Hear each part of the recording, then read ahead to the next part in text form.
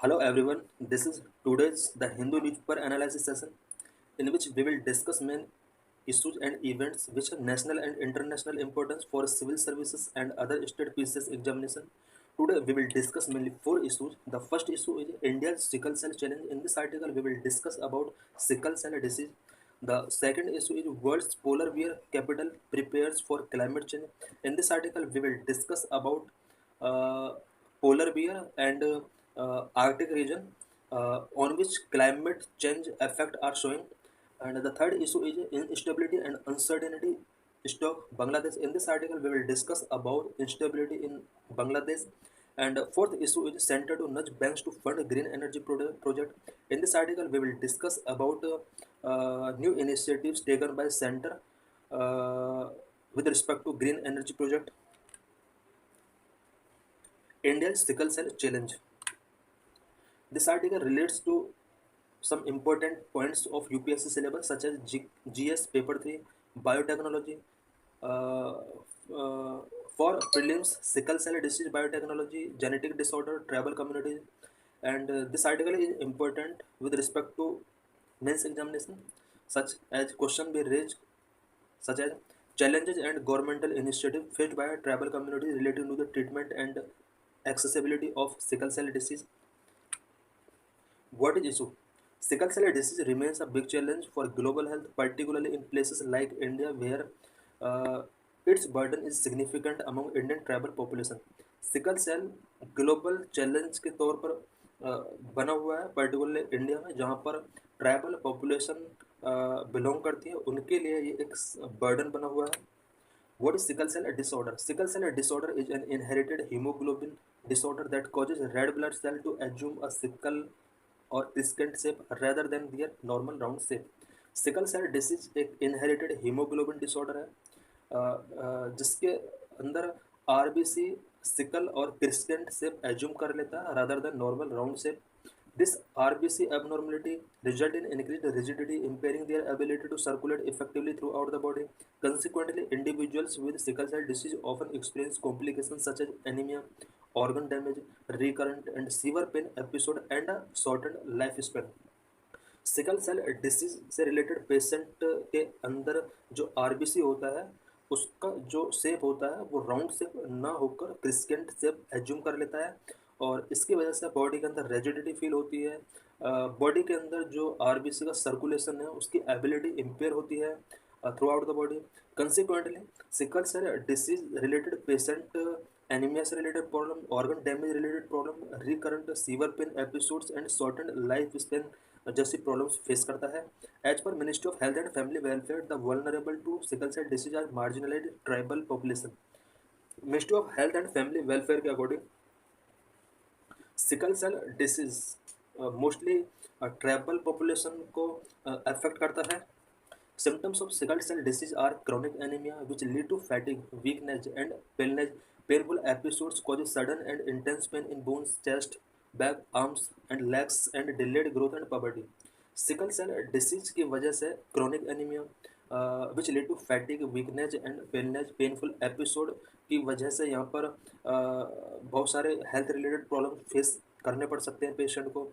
And intense pen body के अंदर, bones के अंदर, चेस्ट के अंदर, बैक, आर्म्स एंड लेग्स के अंदर फेस करने पड़ सकते हैं. बॉडी का ग्रोथ एंड पबर्टी डिले हो सकता है. ट्रीटमेंट प्रोसेस, ट्रीटमेंट प्रोसेस यहाँ पर थ्री प्रोसेस में कंप्लीट होता है. ब्लड ट्रांसफ्यूजन हो सकता है एंड जीन थेरेपी इसके लिए अवेलेबल है. हाइड्रोक्सी यूरिया इसके लिए अवेलेबल है. Blood transfusion this can help relieve anaemia and reduce the risk of pain crisis. Blood transfusion अगर कराया जाता है तो इसकी वजह से एनीमिया में रिलीफ मिल सकता है एंड पेन क्राइसिस का जो रिस्क है वो रिड्यूस हो सकता है. Gene therapy sickle cell disease can also be treated by bone marrow और stem cell transplantation by methods like clustered regulatory interspaced short palindromic repeats CRISPR के थ्रू ब्लड के अंदर जो आरबीसी से रिलेटेड ये प्रॉब्लम है इसको बोन मैरो और स्टेम सेल ट्रांसप्लेशन के थ्रू सॉल्व किया जा सकता है. Hydroxy urea it is a medication that can help reduce the frequency of painful episodes and prevent some of the disease long term complication. हाइड्रोक्सीरिया के through ये एक medication treatment है जिसके थ्रू पेनफुल एपिसोड जो फ्रिक्वेंटली होते हैं उसको reduce किया जाता है एंड लॉन्ग टर्म कॉम्प्लिकेशंस जो इस डिसीज़ की वजह से होते हैं उन्हें भी यहाँ पर प्रिवेंट किया जा सकता है. What is current India status of sickle cell disease in terms of number of SDG births? India ranks third globally, following Nigeria and Democratic Republic of Congo. An estimated 15,000 to 25,000 babies with SCD are born in India annually. पूरे world में सबसे ज़्यादा sickle cell disease birth Nigeria के अंदर होते हैं. Second number पर Democratic Republic of Congo के अंदर होते हैं. इंडिया थर्ड नंबर पर आता है जहां पर 15,000 to 25,000 babies sickle cell disease से रिलेटेड बॉर्न होते हैं. Most of this births occur in tribal community highlighting the geographical and socio-economic disparities in healthcare access and awareness. India के अंदर सिकल सेल डिसीज से रिलेटेड बर्थ ज़्यादातर tribal communities के अंदर होते हैं और ये हाईलाइट करता है कि ट्राइबल कम्युनिटीज़ तक health care access and awareness नहीं है और कहीं ना कहीं जोग्राफिकल बेस पर एंड सोशो इकोनॉमिक बेस पर ये डिस्पैरिटी को हाईलाइट करता है. What are the challenges related to the treatment and accessibility of sickle cell disease? Sickle cell disease के ट्रीटमेंट के लिए एंड एक्सेसिबिलिटी के लिए क्या क्या चैलेंजेस हैं? Number 1 lack of awareness, number 2 lack of health care infrastructure, number 3 very high treatment cost, number 4 geographical and socio-economic barriers, number 5 very limited access to medication, number 6 lack of screening program, number 7 stigma and discrimination. Number 1 lack of awareness. There is a lack of awareness about sickle cell disease among the public and healthcare providers, leading to delayed diagnosis and inadequate treatment. Because public के अंदर health care providers के अंदर awareness उतना ही है sickle cell disease को लेकर जितना होना चाहिए था, जिसकी वजह से इनएडिक्वेट ट्रीटमेंट और डियाग्नोसिस इसका डिले हो जाता है. Number 2 lack of healthcare infrastructure. Many rural and tribal areas lack specialized healthcare facilities and trained medical personnel for managing sickle cell disease. Sickle cell disease को मैनेज करने के लिए रूरल एरियाज में, ट्राइबल एरियाज में specialised health care facilities नहीं है, trend medical personnel की बहुत ज़्यादा लैक है. Number 3 very high treatment cost. There is a long-term management of sickle cell disease, which can be financially burdensome for many families due to the cost of medications, regular checkups, and potential hospitalization. For example, treatments like CRISPR cost $2 to $3 million, and it's difficult to find bone marrow donors. Sickle cell disease का जो treatment है वो बहुत ज़्यादा burdensome है और poor family इसको afford नहीं कर सकती हैं. Because sickle cell disease management या ट्रीटमेंट का जो प्रोसीजर है वो लॉन्ग टर्म प्रोसीजर है. Medication, regular checkups and potential hospitalisation का जो एक्सपेंस होता है वो बर्डनसम होता है. फॉर एग्जांपल CRISPR के थ्रू इसका जो एक्सपेंस आता है वो 2 to 3 million, it means 20 to 30 million तक का इसमें एक्सपेंस आ सकता है. और समटाइम्स बोन मैरो डोनर्स को फाइंड आउट करना भी बहुत ही डिफिकल्ट होता है. Geographical and socio-economic barriers. Due to geographical isolation, lack of transportation and socio-economic factors, rural, remote and tribal communities face challenges in accessing quality health care. Sickle cell disease के treatment के लिए quality health care facilities लोगों के पास available नहीं है. Specially tribal community के जो people हैं वहाँ तक ये क्वालिटेटिव फैसिलिटीज़ रीच नहीं कर रहे हैं due to geographical isolation, lack of transportation and socio economic factors की वजह से इन लोगों को बहुत ज़्यादा वल्नरेबिलिटी फेस करनी पड़ती है. Number 5 very limited access to medication. Unavailability of essential medication for sickle cell disease treatment such as hydroxyurea and pain reliever is a concern in certain region. कुछ स्पेशल रीजन्स तक, specially इसमें tribal region की हम बात कर रहे हैं, वहाँ तक कुछ sickle cell disease treatment medications reach नहीं हो पा रही हैं such as hydroxyurea and pain relievers. इसकी वजह से कुछ स्पेशल रीजन में लोगों को इस प्रॉब्लम की वजह से बहुत ज़्यादा वल्नरेबिलिटी फेस करनी पड़ती है. Number 6 lack of screening programme. The absence of systematic newborn screening and early detection initiatives results in missed opportunity for early intervention and genetic counselling. Because India के अंदर जो न्यू बॉर्न बेबीज हैं उनका screening नहीं हो पाता है so that sickle cell disease का अर्ली डिटेक्शन हो सके और इसकी वजह से भी इंडिया के अंदर सिकल सेल डिसीज के पेशेंट का नंबर इंक्रीज हो रहा है। Stigma and discrimination also hinder access to health care services. Health care services को हिंडर करने में स्टिग्मा एंड डिस्क्रिमिनेशन भी एक इम्पोर्टेंट रोल प्ले कर रहा है। What are government initiatives regarding sickle cell disease? Sickle cell disease के regarding government की तरफ से क्या क्या इनिशिएटिव्स अब तक लिए जा चुके हैं? Number 1, National sickle cell anaemia elimination Mission. Number 2, National health Mission 2013। Number 3, national guidelines for gene therapy product development and clinical trial 2019। Number 4, the national guidelines for stem cell research 2017। Number 5, State Haemoglobinopathy Mission of Madhya Pradesh. Number 6, Rights of Persons with Disabilities Act 2016। Number 1, National Sickle Cell Anemia Elimination Mission.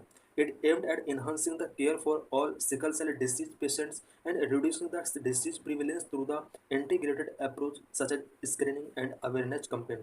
National sickle cell anaemia elimination mission ये sickle cell disease patient की care को enhance करने के लिए M रखता है और disease जो भी प्रिवलेंस है इंडिया में इससे रिलेटेड पेशेंट के नंबर को रिड्यूस करना इसका टारगेट है through screening and awareness campaign.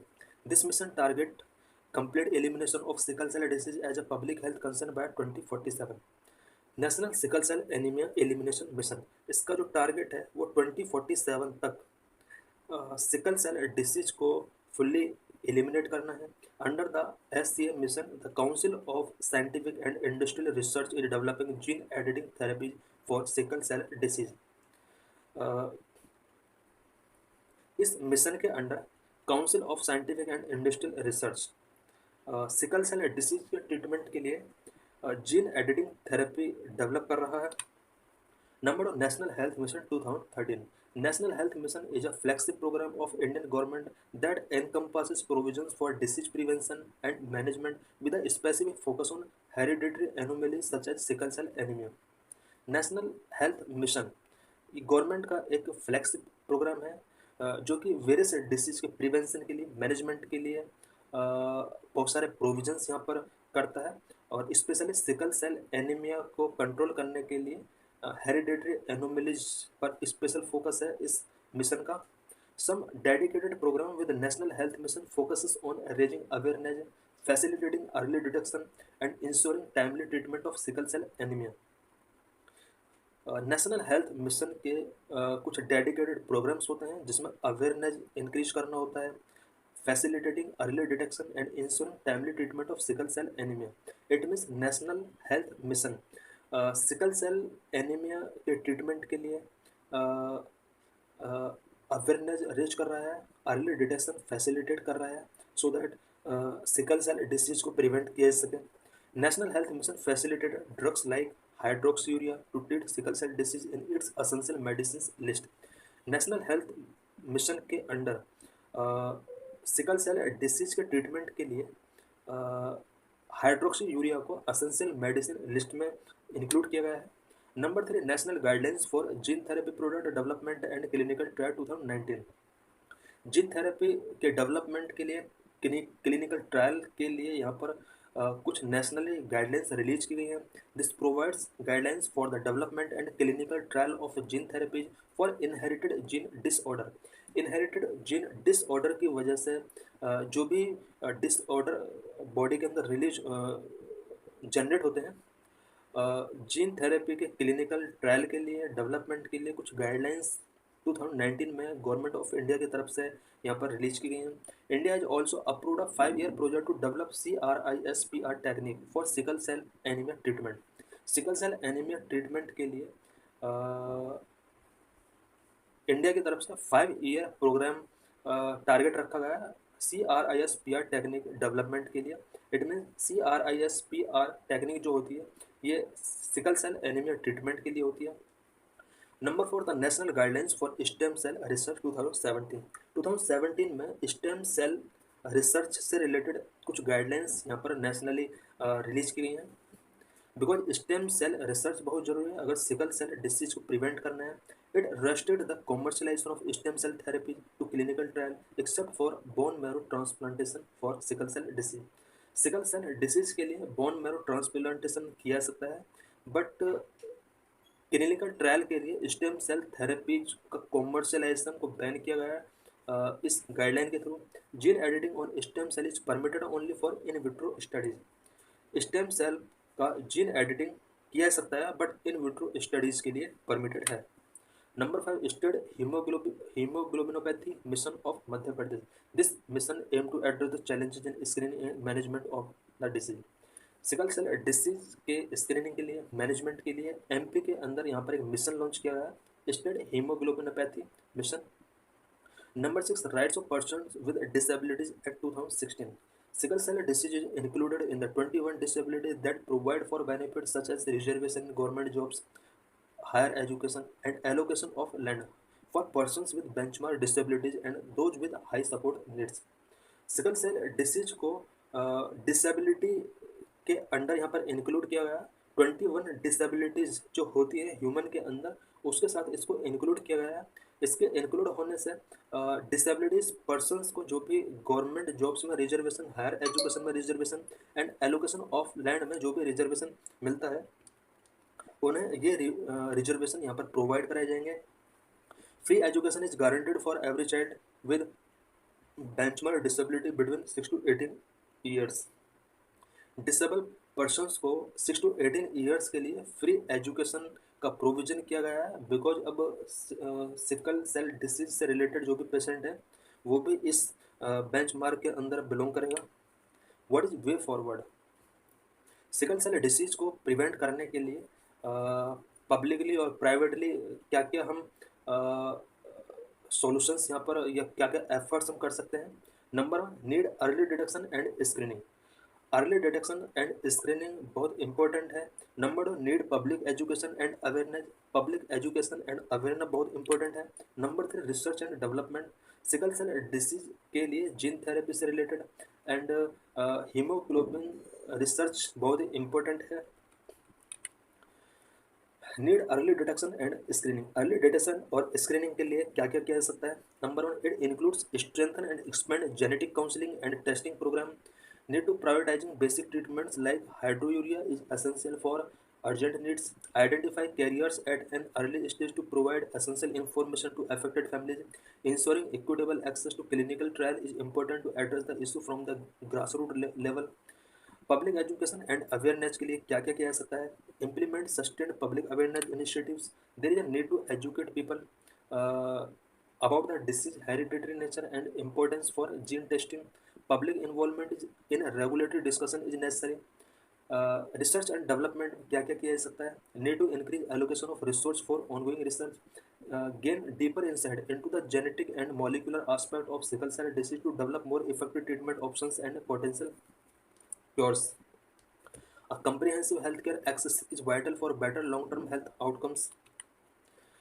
Previous year questions इससे रिलेटेड पूछा जा चुका है 2023 में। Question consider the following statement in the context interventions being undertaken under anaemia मुक्त भारत स्ट्रेटेजी। एनीमिया मुक्त भारत स्ट्रेटेजी से रिलेटेड लास्ट ईयर क्वेश्चन पूछा जा चुका है। ऑप्शंस दिए हुए हैं और कितना ऑप्शंस इसमें सही है उससे रिलेटेड यहाँ पर आंसर टिक करना है।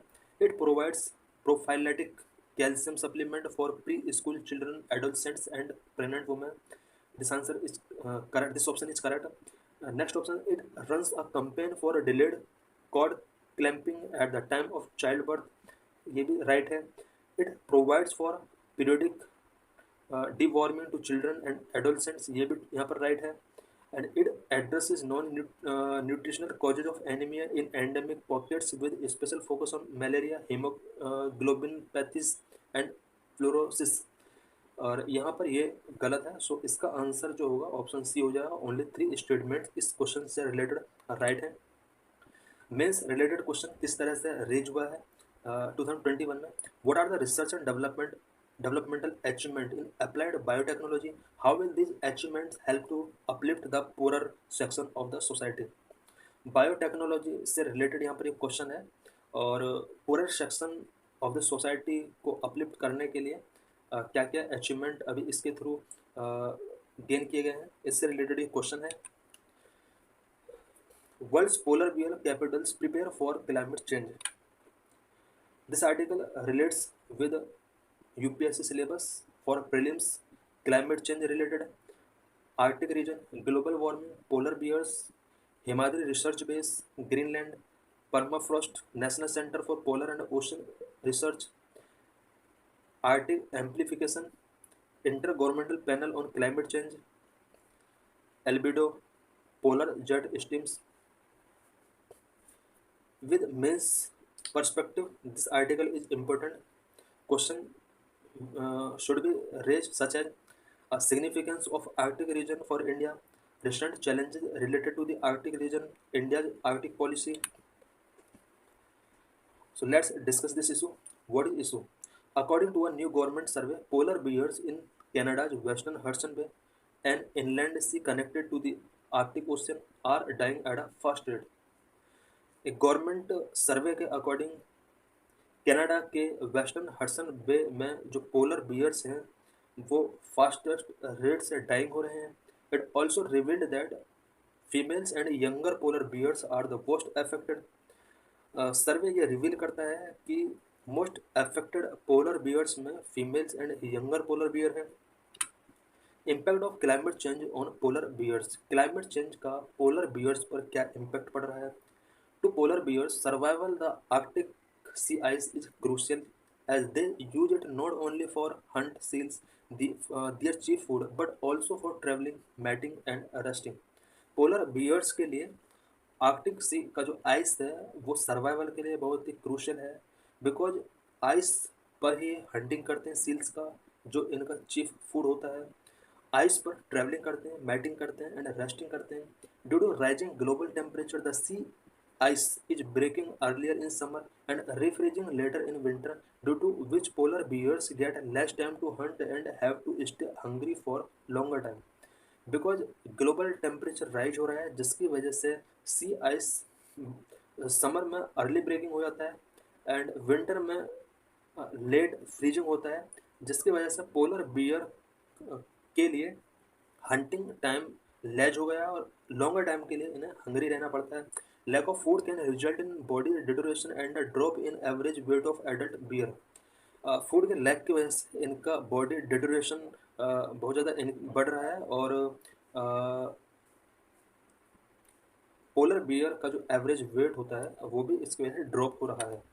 Another study that came out in 2020 showed that when temperatures soar and there is a lack of ice, female polar bears give birth to smaller litters of bears.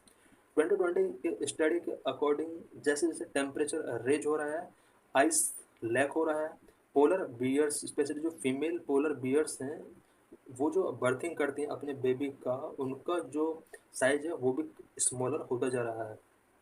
It can also lead to the collapse of dens that they build to birth and protect their young. Ice melting की वजह से polar bears का जो dense होता है जहाँ पर ये बेबी बर्थ करते हैं और इनका जो बेबी होता है उसको प्रोटेक्ट करने के लिए इनका जो डेंस इट मीन इनका जो हाउस होता है वो भी कोलैप्स हो रहा है. Importance of polar bear. Polar bears are the most significant predator in the Arctic region. They keep biological population in balance. Because Arctic region के अंदर पोलर बियर्स इम्पोर्टेंट प्रेडेटर हैं और पोलर रीजन के ecological biological balance के लिए polar bear बहुत ही important role play करते हैं. The big kills made by them serve as a food resource for scavengers like Arctic birds and Arctic foxes. If polar bears are not able to hunt animals like seals, it can severely impact the food chain and health of the ecosystem. Because polar bears के through big killing किया जाता है Arctic region के अंदर और इस killing की वजह से पोलर रीजन के अंदर जो भी स्कैवेंजर्स हैं such that Arctic birds and Arctic foxes इनके लिए फूड रिसोर्स यहाँ पर अवेलेबल हो जाते हैं. पोलर बियर अगर सील्स को किलिंग नहीं करेंगे, हंटिंग नहीं करेंगे तो इसकी वजह से फूड चेन और इकोसिस्टम आर्कटिक रीजन का सीवरली इम्पैक्टेड हो सकता है. Researchers have also found that polar bears can not find सीज to eat. They would quickly move to kill another animals survive on another creatures in Arctic region. Researchers ने find out किया है कि polar bear अगर seals को eating करना बंद कर देंगे वो अदर एनिमल को अपना प्रेडेटर बनाएंगे, और इसकी वजह से आर्कटिक रीजन के जो अदर क्रिएचर्स हैं उनका सर्वाइवल बहुत डिफिकल्ट हो जाएगा। This would threaten the existence of species like the Arctic fox और वॉलरस, बिकॉज पोलर बियर अगर अदर एनिमल को किलिंग करना शुरू कर देंगे तो इसकी वजह से पोलर रीजन के अंदर, आर्टिक रीजन के अंदर जो आर्टिक फॉक्स या वॉलरस हैं, इन स्पीसीज का एग्जिस्टेंस थ्रेटन हो सकता है। Moreover it might also cause the over population of seals which could endanger the existence of crustaceans and fish that are an important food source for local human population as well as other Arctic wildlife. Seals का over population अगर हो जाता है, because अगर polar bear seals को killing नहीं करेंगे, because उनको ऑप्शन नहीं मिलेगा, आइस कैप नहीं होगा, तो इसकी वजह से सील्स का वो किलिंग नहीं कर पाएंगे, और सील्स का अगर किलिंग नहीं होगा तो सील्स का नंबर इंक्रीज हो जाएगा, ओवर पॉपुलेशन हो जाएगा, जिसकी वजह से फिश का एग्जिस्टेंस एंडेंजर हो जाएगा। फिश का अगर नंबर कम हो जाएगा तो इसकी वजह से human population, local human population जो फूड सोर्स के लिए फिश पर डिपेंड है, वो कहीं ना कहीं आर्टिक वाइल्ड लाइफ के लिए एक अनदर चैलेंज बन सकता है। About Arctic region, geographical and location, the Arctic region is located at the northernmost part of Earth, centered around the North Pole. It includes the Arctic Ocean and parts of several countries including Russia, Canada, US, Norway and Greenland. Especially in the winter, the region experiences extreme cold temperature with ice covering much of the area. Arctic region northernmost part of earth में located है और north pole के centre में पड़ता है। इसके under Arctic Ocean, part of several countries such as Russia, Canada, US, Norway and Greenland के कुछ पार्ट इसमें कवर होते हैं। स्पेशली विंटर सीजन में एक्सट्रीम कोल्ड टेम्परेचर यहाँ का होता है और much of area ice covered होता है। Environment and climate, the Arctic region have cold climate with temperatures often dropping below freezing. Arctic region का जो क्लाइमेट है वो कोल्ड क्लाइमेट है, टेम्परेचर समटाइम्स यहाँ पर, समटाइम्स नहीं ऑलवेज यहाँ पर बिलो द फ्रीजिंग पॉइंट रहता है। This region is covered by ice including sea ice and ice caps which play a crucial role in regulating the earth climate by reflecting sunlight. Arctic region का जो area है वो mostly ice से covered रहता है including sea ice and ice cap, जो कि अर्थ के क्लाइमेट को रेगुलेट करने में एक इम्पोर्टेंट रोल प्ले करता है बिकॉज सनलाइट यहाँ से रिफ्लेक्ट होती है। The Arctic is home to a unique ecosystem including whales, polar bears, seals and various species of birds.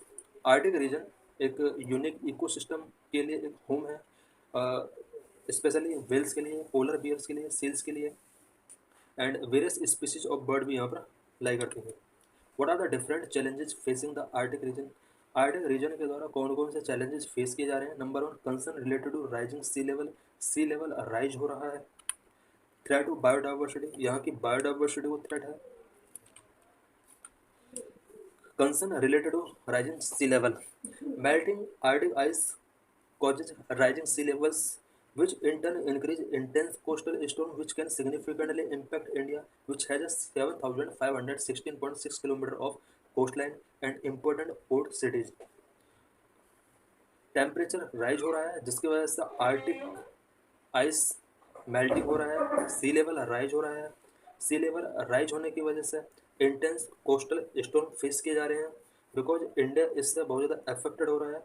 India का कोस्टल लाइन 7,516.6 किलोमीटर है और इसकी वजह से हमारे जो भी कोस्ट लाइन पोर्ट सिटीज़ हैं वो अफेक्टेड हो रहे हैं।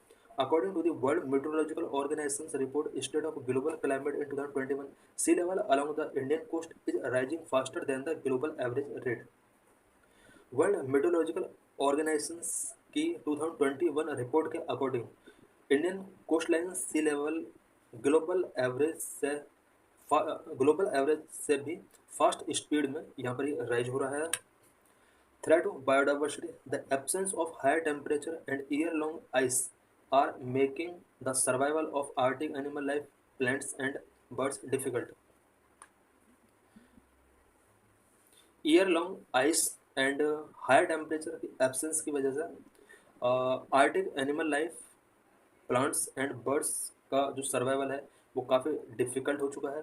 Polar bears need sea ice to hunt seals as well as to move across the large home region ranges. Polar bears के लिए सी आइस बहुत इंपॉर्टेंट है बिकॉज इस आइस के थ्रू ही ये सील्स का हंटिंग कर सकते हैं। Due to shrinking ice, life of polar bears along with other Arctic species are under threat. Also, warming seas have triggered a poleward shift in the fish species, reshuffling the food web. Ice shrink हो रहा है जिसकी वजह से polar bears का life काफ़ी difficult हो रहा है, अंडर थ्रेट है। और सीज के वार्मिंग होने की वजह से सी पोलवर्ड शिफ्ट हो रहे हैं। इसकी वजह से फिश स्पीसीज का जो इम्पोर्टेंट रोल होता है फूड वेब में वो भी डिस्टर्ब हो सकता है। Tundra is returning to swampy state because sudden storm are ravaging coastline, especially interior Canada and Russia, and wildfires are damaging permafrost in tundra areas. Tundra areas में wild Fyers बहुत ज़्यादा incident इस तरह के हो रहे हैं जिसकी वजह से टुंड्रा में परमाफ्रोस्ट डैमेजिंग हो रहा है। और कोस्टल एरियाज में जो सडन स्टॉर्म आ रहे हैं इसकी वजह से टुंड्रा रीजन स्वैम्पी रीजन में कन्वर्ट हो चुके हैं। Previous year questions related to this article. Question, which of the following statement is are correct about the deposits of methane hydrate. Methane hydrate deposit से रिलेटेड ये question है, 2019 में पूछा गया था। Global warming might trigger the release of methane gas from these deposits. Large deposits of methane hydrate are found in Arctic tundra and under the sea floor. Methane in atmosphere oxidizes to carbon dioxide after a decade or two. Select the correct answer using the code given below. Option A 1 and 2 only. Option B 2 and 3 only. Option C 1 and 3 only. Option D 1, 2, 3 only. Answer D. Option 1, 2, 3 all are correct. Mains questions related to this article was added in 2021 and 2015. How do the melting of Arctic ice and glaciers of Antarctica differently affect the weather pattern and human activity on the Earth? Explain. And question number 2: what are the economic significance of diverse discovery of oil in Arctic Sea and its possible environmental consequences? Instability and uncertainty stop Bangladesh. This article relates to UPSC syllabus, GS paper 2, India and its neighborhood, bilateral groupings and agreement for prelims, India-Bangladesh relations, Bangladesh Liberation War 1971, Akhura-Agartala rail link for mains perspective, India-Bangladesh relations, bilateral, regional and global groupings and agreements involving India and affecting India's interest. What is issue? The resignation of Sheikh Hasina as PM of Bangladesh marks a significant turning point in South Asian geopolitics. Bangladesh की PM Sheikh Hasina का जो resignation होता है ये south Asian geopolitics में एक turning point के तौर पर सिग्निफिकेंट इंसिडेंट था। As she fled the country amid protest and sought refuge in India, the stability of Bangladesh and its relationship with India have come into question. Because Sheikh Hasina ने बांग्लादेश को flood किया और इंडिया के अंदर उन्होंने रिफ्यूज किया जिसकी वजह से बांग्लादेश की स्टेबिलिटी और इंडिया के साथ इसका जो रिलेशनशिप है वो क्वेश्चनिंग रेज करता है। This have far reaching consequences not only for the region but also for India's national security. ये जो भी इंसिडेंट था इसका साउथ एशियन जियोपॉलिटिक्स पर बहुत ज़्यादा फार रीचिंग कंसिक्वेंस होंगे, साथ में इंडियन नेशनल सिक्योरिटी के लिए भी कुछ चैलेंजेस यहाँ पर रेज होते हैं। How does the political instability in Bangladesh affect India. Bangladesh के अंदर जो पॉलिटिकल इंस्टेबिलिटी लास्ट कुछ मंथ में हमने देखा है इंडिया को किस तरह से अफेक्ट कर सकते हैं। Number 1 loss of a trusted ally, number 2 western security scrutiny and potential backlash. Loss of trusted ally. India has lost a key partner, Sheikh Hasina, who has been instrumental in countering terrorism and strengthening bilateral relations. India ने अपना एक की partner Sheikh Hasina को lost किया है जो कि terrorism को काउंटरिंग करने में बायलैटरल रिलेशंस को स्ट्रेंथ करने में इंस्ट्रूमेंटल के तौर पर जाने जाते थे। हसीना leadership enabled India to work closely with Bangladesh on security matters, a relationship now in jeopardy as political dynamics shift। Bangladesh के अंदर हसीना की जो लीडरशिप थी वो सिक्योरिटी मैटर्स पर इंडिया के साथ एक क्लोजली टाइज था, बट अब जो पॉलिटिकल डायनेमिक शिफ्ट हुआ है बांग्लादेश के अंदर, ये रिलेशनशिप अब जोबार्डी हो सकता है। Bangladesh India bilateral trade reached $13 billion in financial year 2023-24, making Bangladesh India the largest trade partner in Indian subcontinent। Bangladesh India का जो बायलैटरल ट्रेड है वो $13 बिलियन तक पहुंच चुका था लास्ट ईयर, और बांग्लादेश इंडिया का एक largest trading partner Indian subcontinent में बन चुका था। Duty free access was provided on most tariff lines under the South Asian Free Trade Area Agreement under Hasina administration. हसीना के एडमिनिस्ट्रेशन के टाइम पर ड्यूटी फ्री एक्सेस बांग्लादेश को दिए गए थे, specially South Asian free trade area agreement के under. Now controversial government might impact India's regional standing, but अब controversial governance होगा बांग्लादेश के अंदर जो कि इंडिया के रीजनल स्टैंडिंग को यहाँ पर इम्पैक्ट कर सकता है। Western scrutiny and potential backlash. India's backing of Hasina has created friction with Western allies, especially the US, who have criticized her undemocratic practices। Because India की तरफ से हसीना को फुल्ली बैकिंग किया गया था, जिसकी वजह से कुछ वेस्टर्न कंट्रीज स्पेशली यूएस के साथ इंडिया का फ्रिक्शन हुआ है, और बिकॉज यूएस से शेख हसीना के जो भी अनडेमोक्रेटिक प्रैक्टिसेस बांग्लादेश के अंदर चल रहे थे उसको ओपोज करता रहा है। Balancing international relations while supporting a now unpopular leader pose challenges for India. Because India को इंटरनेशनल रिलेशन को बैलेंसिंग करके रखना है, और बांग्लादेश के अंदर जो अनपॉपुलर लीडरशिप अब जो भी होगी ये इंडिया के लिए चैलेंज है, उसको भी कहीं ना कहीं मेंटेन करके रखना है इंडिया को। एज हसीनाज अनपॉपुलरिटी ग्रोइंग, इंडिया में face backlash from Bangladeshi citizens who view India as an ally of the Austrian leader। The situation could strain India-Bangladesh relations because Bangladesh citizens के व्यू में इंडिया एक oyster leader का Eli रहा है, it mean Sheikh Hasina का Eli रहा है, और बांग्लादेश के अंदर अनपॉपुलरिटी हसीना की ग्रो हो रही थी। इसकी वजह से इंडिया बांग्लादेश के रिलेशन कहीं ना कहीं स्ट्रेन हो सकते हैं। What challenges lie ahead for India in engaging with a new regime? India new regime के साथ यहाँ पर एंगेज करेगा, क्या क्या चैलेंजेस फेस करने पड़ सकते हैं। नंबर वन, अनसर्टेनिटी इन पॉलिटिकल इन्वायरमेंट। रीजनल जियोपॉलिटिक्स में कुछ अनसर्टेनिटी फेस करनी पड़ सकती है। Negative impact on India investment, India investment पर नेगेटिव इम्पैक्ट इसका पड़ेगा। इंफ्रास्ट्रक्चर एंड कनेक्टिविटी कंसर्न है, एंड बैलेंसिंग एक्ट से रिलेटेड कुछ इशू यहाँ पर रेज होते हैं। अनसर्टेनिटी इन पॉलिटिकल इन्वायरमेंट में क्या क्या अनसर्टेनिटी हो सकती है। New government's nature, whether it is lead by opposition parties और the military, will significantly impact India's strategic interest.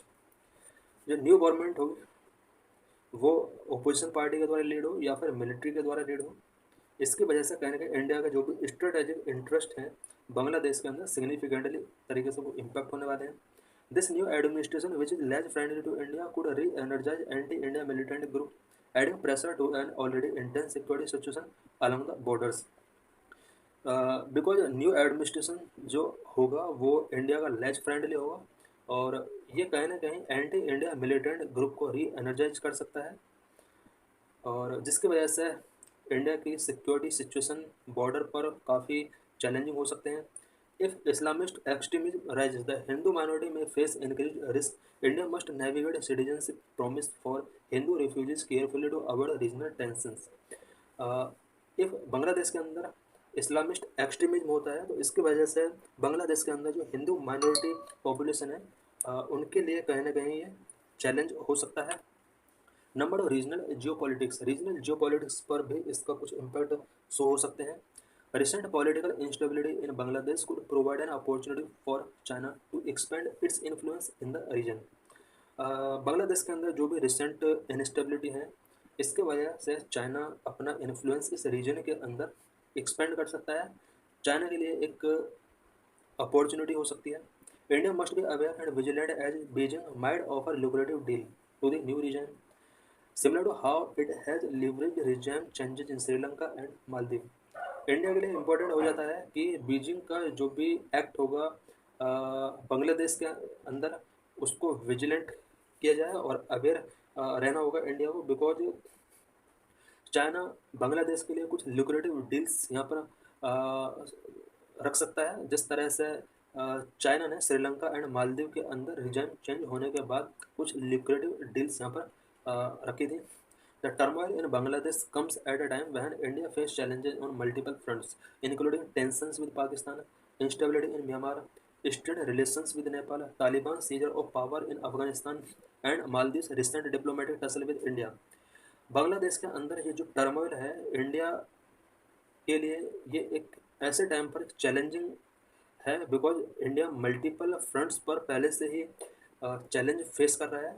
India बहुत सारे चैलेंजेस फेस कर रहा है, such as tensions with Pakistan, instability in Myanmar, Nepal के साथ इसके रिलेशंस स्ट्रेंड हैं, अफगानिस्तान में तालिबान के द्वारा पावर सीज करना, और मालदीव के अंदर डिप्लोमेटिक टसल्स इंडिया के चल रहे हैं। तो ये कुछ मल्टीपल फ्रंट पर कुछ चैलेंजेस इंडिया फेस कर रहा है। Number 3, negative impact on Indian investment, because India का बहुत सारे इन्वेस्टमेंट प्रोजेक्ट बांग्लादेश के अंदर रनिंग में है, उन प्रोजेक्ट्स के ऊपर बहुत नेगेटिव इम्पैक्ट शो हो सकते हैं। Indian businesses and investment in Bangladesh might face uncertainties due to the political instability. Due to political instability India के बहुत सारे बिजनेस एंड इन्वेस्टमेंट बांग्लादेश के अंदर चल रहे हैं, जो कि अनसर्टेनिटीज फेस कर सकते हैं।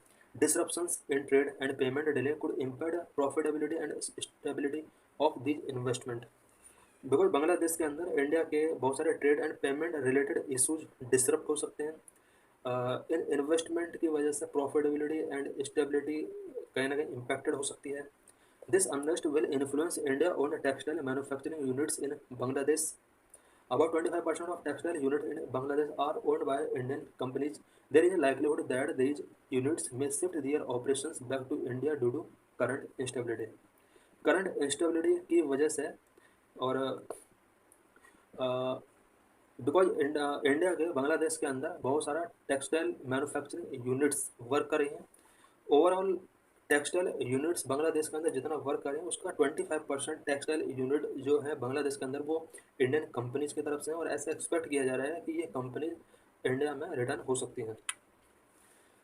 As discussions around a potential free trade agreement began in October 2023, however, the political instability raised doubts about the future of these negotiations and could disrupt existing trade flows. अक्टूबर 2023 से free trade agreements Bangladesh के साथ चल रहे हैं, और जो भी negotiations Bangladesh के साथ हुए उनका फ्यूचर क्या होगा, इससे रिलेटेड कुछ डाउट्स यहाँ पर रेज हो रहे हैं, और साथ में एग्जिस्टिंग ट्रेड फ्लो जो भी हैं वो भी डिसरप्ट हो सकते हैं। Number 4, infrastructure and connectivity concern. Connectivity and infrastructure have been vital in strengthening Indo-Bangladesh relations.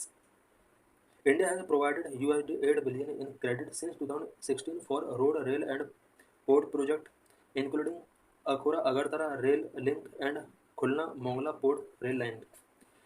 Connectivity and infrastructure Bangladesh और इंडिया के बीच जो रिलेशन है उसको स्ट्रेंथ करने का एक कंपोनेंट रहे हैं, और इंडिया ने बांग्लादेश के लिए 2016 से लेकर अब तक अबाउट $8 बिलियन का क्रेडिट प्रोवाइड करा है, स्पेशली रोड के लिए, रेल पोर्ट प्रोजेक्ट के लिए, अखौरा अगरतला रेल लिंक के लिए, Khulna Mongla port rail line establish करने के लिए अबाउट $8 बिलियन का यहाँ पर क्रेडिट प्रोवाइड करा है। ये सब इंफ्रास्ट्रक्चर एंड कनेक्टिविटी प्रोजेक्ट हैं। और current unrest threatens these crucial connections, potentially disrupting trade and access to India's northeast region and jeopardizing earlier agreement. Bangladesh के अंदर जो भी करंट अनरेस्ट है, इसकी वजह से crucial connections and trade connection जो भी रहे बांग्लादेश के अंदर, वो पोटेंशियली डिसरप्ट हो सकते हैं, और इंडिया का नॉर्थ ईस्टर्न रीजन के अंदर एक्सेस भी कहीं ना कहीं डिसरप्ट हो सकता है। Balancing Act. India must maintain balance between supporting democratic forces and managing relations with regional power. India को बैलेंस अप्रोच फॉलो करना चाहिए।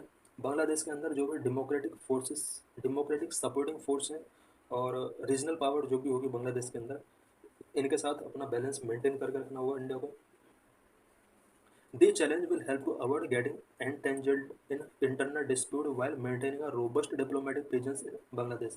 बांग्लादेश के अंदर जो भी ये इंस्टेबिलिटी शो हो रही है, इसके साथ साथ हमें डिप्लोमेटिक लेवल पर रिलेशंस को स्ट्रॉन्ग करना होगा। Previous year questions related to this issue: analyse internal security threat and transborder crimes against along Myanmar, Bangladesh and Pakistan border, including line of control. Also discuss the role played by various security forces in this regard. 2018 में mains का question था जो कि इस article से related हो सकता है। Standard to nudge banks to fund green energy projects. Key points: to help meet India's rupees 30 trillion funding requirement for installing 500 gigawatt of non-fossil fuel capacity by 2030, the Ministry of New and Renewable Energy is in talk with financial institutions, public and private sector banks, urging them to commit a portion of their loan to renewable energy project. Ministry of renew and renewable energy ने सभी financial institutions and public and private sector banks से ये अर्ज किया है कि वो अपने लोन का एक पोर्शन रिन्यूएबल एनर्जी प्रोजेक्ट के लिए कमिट करें, बिकॉज इंडिया 2030 तक 500 gigawatt non fossil fuels capacity build करना चाहता है और इसके लिए अबाउट 30 ट्रिलियन रुपीज़ का फंडिंग नेसेसरी है। और ये फंडिंग फाइनेंशियल इंस्टीट्यूशंस के द्वारा, public and private sector banks के द्वारा ही किया जा सकता है। इसलिए इन इंस्टीट्यूशंस को और इन बैंक्स को ज़्यादा से ज़्यादा लोन रिन्यूएबल एनर्जी प्रोजेक्ट के लिए रेज करना चाहिए। For this all major banks and financial institutions will be giving शपथ पत्र about their proposed loans or funding plans in renewable energy sector. Renewable energy sector में लोन प्रपोज करने से related और फंडिंग प्लान से related सभी developers, manufacturers and private equity investors को यहाँ पर एक शपथ पत्र यानी प्रोमिसरी नोट्स यहाँ पर रेज करना होगा। Only with the participation of banks and industry can India hope to attract finance to facilitate the renewable energy sector. Renewable energy sector को बेटर करने के लिए और फाइनेंसिंग बढ़ाने के लिए बैंक्स एंड इंडस्ट्री का एक इम्पोर्टेंट रोल होता है। Reserve Bank of India had include banks loan up to a limit of ₹30 crore to borrowers for purposes like solar based power generators, biomass based power generators, wind mill, micro hydel plants and for renewable energy based public utilities under private sector lending classification. Private sector lending classification के under Reserve Bank of India ने borrowers के लिए loan 30 crore का यहाँ पर fix किया है। और ये जो लोन होगा ये रिन्यूएबल एनर्जी सोर्स के लिए होगा, specially solar based power generation के लिए, बायोमास बेस्ड पावर जनरेटर्स के लिए, विंड मिल्स के लिए, माइक्रो हाइडल प्लांट्स के लिए and renewable energy based public utilities जितनी भी होंगे उसके लिए reserve Bank of India 30 crore तक का लोन्स बोरोवर्स को प्रोवाइड करा सकता है। इसी तरह से पब्लिक और प्राइवेट बैंक्स और फाइनेंशियल इंस्टीट्यूशन को ज़्यादा से ज़्यादा लोन रिन्यूएबल एनर्जी प्रोजेक्ट के लिए रेज करना चाहिए।